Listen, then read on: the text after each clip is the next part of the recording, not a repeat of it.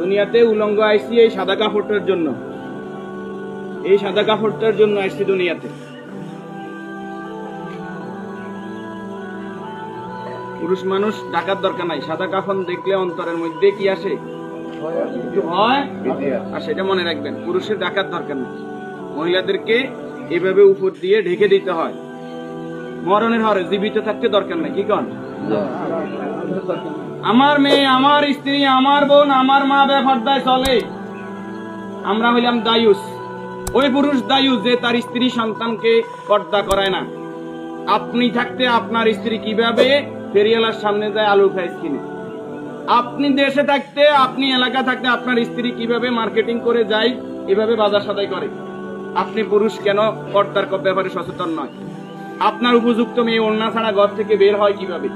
আপনার মেয়ে, আমার মেয়ে কিভাবে পায়জামা টাকনুর উপরে পরে? আমার ছেলে কিভাবে পায়জামা টাকনুর নিচে পরে?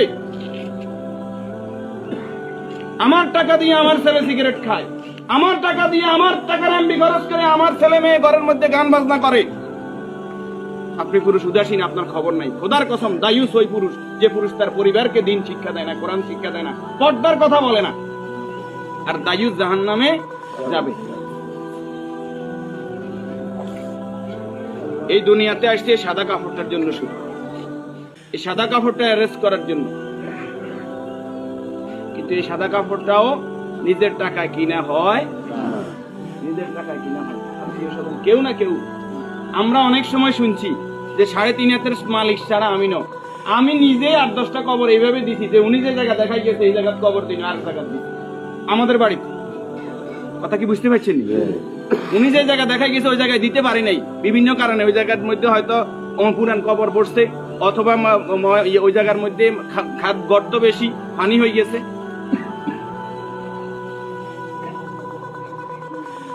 তাহলে আমার শেষ জায়গাটাও আমার নির্দেশনা মতো হয় না, পরিবারে যারা আছে তাদের নির্দেশনা মতো হয়। যে রাসূলের শানমর্যাদা এত বেশি, সে রাসূলের প্রতি দুরূদ ও সালাম সাল্লাল্লাহু আলাইহি ওয়াসাল্লাম। সম্মানিত উপস্থিতি, আল্লাহর এই গোলাম চেহারাতে বলতেছে অবশ্যই নেককার পরেজগার ছিল। আল্লাহ তাআলা ওনার জীবনের গুনাহগুলো মাফ করে দিন, আমিন। যে নেক আমলগুলো করেছে, দান সাদাকা করেছে, এর বদৌলতে কবর, হাসর, মিজান, ফুলসিরাত আল্লাহ কি করে দেখ, করে দেন। আমরা যারা জানাজায় উপস্থিত হয়েছি আল্লাহ আমাদেরকে মাফ করে দিন। আল্লাহ তাআলা এই পরিবারকে ধৈর্য ধারণ করার তৌফিক দান করুন। 40 জন জানাজাতে কাদেরকে উপস্থিত করাইবেন? আমাদের কত বলবো, বলতে আর বলতে মনে চায় না। সব জানেন কিন্তু আমল নাই। আপনি জানেন যে আত্মীয়তার সম্পর্ক নষ্টকারী জাহান্নামে যাবে, আপনি নিজেই সেই সম্পর্কটা বারবার নষ্ট করেন। আপনি জানেন যে আগে সালাম দিতে হবে, আপনি সালাম দেন না। আপনি জানেন যে নিজের জন্য যেটা ভালো মনে করি অপরের জন্য সেটা ভালো মনে না করলে আমি ইমানদার নয়। আপনি জানেন প্রতিবেশীর হক নষ্ট করলে ইমানদার নয়। কই নেই, সব শুধু জানি, আমল করি না। আমাদের মাঝ থেকে আমলটা দূরে সরে গেছে। এই নেককার গোলাম জানাজাতে নামাজি পরেজগার লোক, শিরিক মুক্ত লোক, আপনার দৃষ্টিতে যিনি শিরিক মুক্ত, এরকম 40 জন লোক যদি দোয়া করে আল্লাহ তাআলা ওই দোয়া কি করে? কবুল করে। 40 জন হাইবেন, আইতেন না। উনি নামাজি পরেজগার, উনি হয়তো আপনি মনে করেন যে মাজারে সেজদা দেন শুধু কবিরা গুনাহ, মাজারে সেজদা দেন বুঝি শিরক। শনিবার মঙ্গলবার কি শিরক না? শনিবার মঙ্গলবার হিসাব করা শিরক ননি? শিরক, এটাও শিরক। এই যে জাদু টোনা করা, এটা কি শিরক ননি?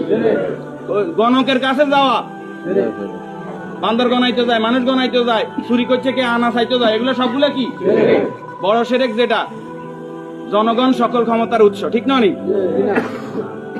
জনগণ সকল ক্ষমতার উৎস, সকল ক্ষমতার মালিক কে? তো যেই দল, যেই সংগঠন, যেই রাজনীতি আমাকে বলে জনগণ সকল ক্ষমতার উৎস, এই রাজনীতি করা কি শিরক না? এই জিনিসটা কেন বুঝিনি আমরা?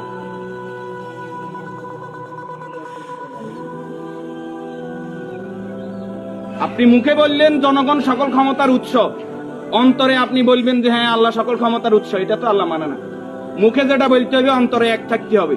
তাহলে সকল ক্ষমতার মালিক কে? আল্লাহ। আর যারা রাষ্ট্র ক্ষমতায় গিয়ে, একজন মুমিন ইসলামী রাষ্ট্র ব্যবস্থার বাইরে যাওয়ার কোনো সুযোগ নাই।